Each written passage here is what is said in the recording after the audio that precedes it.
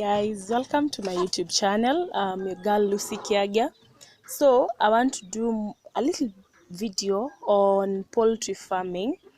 So I'm starting with this chicken because ndo zilianza hii project. There are 26 in number, and there are a mixture of indigenous kienyeji and improved kienyeji. Zingine ziko huko chini, sijui kama mnaziona, but anyway, yes. Right now I'm not feeding them cause kuna vile nimezipangia on how they feed and they have a rest kidogo. Yeah.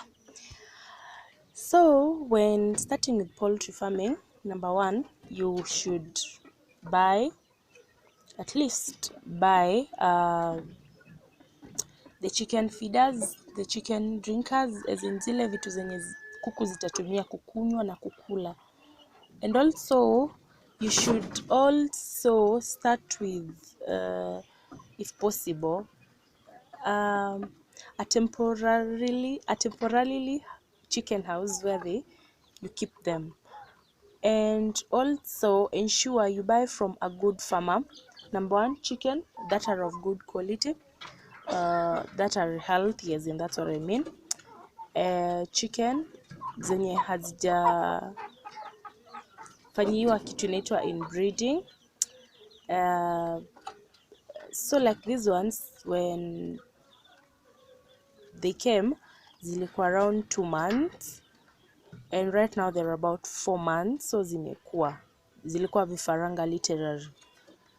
Yeah, and be ready to buy feeds and be ready not to give up, because sometimes you can give up.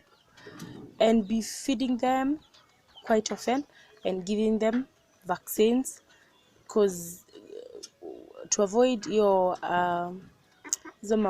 outbreak, the sickness. Yes.